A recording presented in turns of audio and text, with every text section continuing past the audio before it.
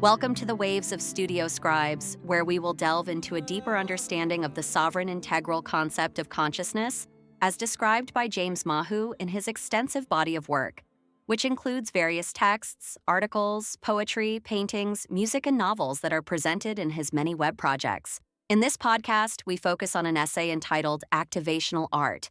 Sophia and Phil say hello from the microphone. All right, so what does James have to say in this essay, Activational Art? Is there any way to sum it up, Sophia? Yes, he says that art can serve as a portal to another dimension. Most people would laugh at that, but he's suggesting that some works of art are literally living entities. That sounds pretty bold.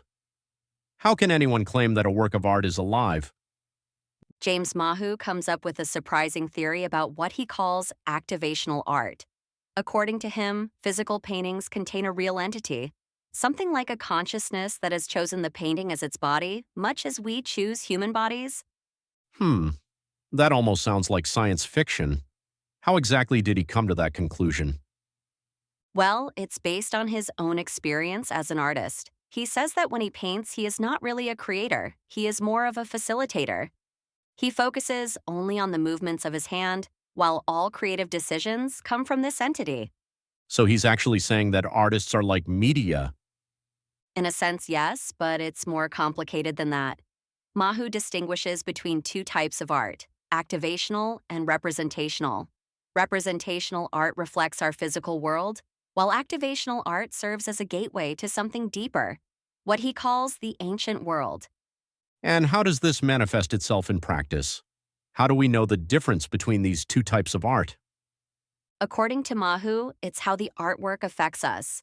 Activational art has the ability to draw the viewer into a kind of interdimensional experience. It's not just about the visual experience, it's about awakening something deeper within us. This is interesting in relation to digital art. How does technology fit into this theory? This is where it gets really interesting, Phil. James Mahu says that digital art can also contain entities, but they are fundamentally different. These entities come from higher dimensional technologies. They are born from silicon, computer chips, and electrical circuits. So he's not against technological art? No, not at all. He sees it as a parallel path of evolution. While traditional activational art connects us to our spiritual essence, technological art can be a bridge to our future selves, to what we can become in connection with technology. That's a pretty optimistic view of the future of art. Don't you think so, Sophia? That's right. And importantly, he emphasizes that the viewer always has a choice. Entities in art are not manipulative. They just offer the possibility of a deeper connection. It's as if they're saying, I'm here if you want to explore something beyond ordinary reality. You know what I found interesting about that? The emphasis on physical connection in the making. How does that relate to the current trend of automated art? That's a key point, Phil. James Mahu believes that physical contact with the materiality is essential to the creation of the entity. That's why he's skeptical of AI-generated art. Not because it is bad, but because it lacks the organic element, the physical DNA. And what does he think are the implications for the future of art?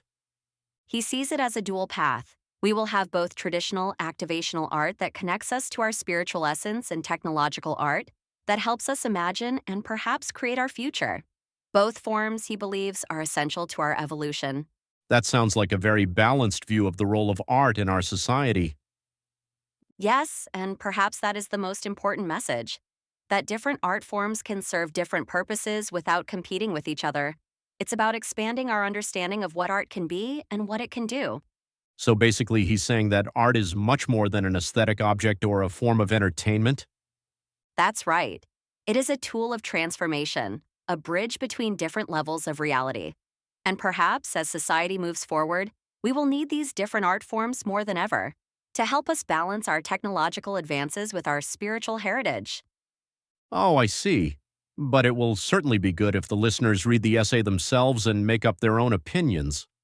That always helps a deeper understanding of the text. The essay is published in the project MOCI, and you can find the link to it in the caption below this video. Yes, by all means, read, study, contemplate, and dive into deeper understanding on the waves of the alignment between the finite and infinite self. We look forward to soon hearing from you again. From the mic, we say goodbye from Sophia and Phil.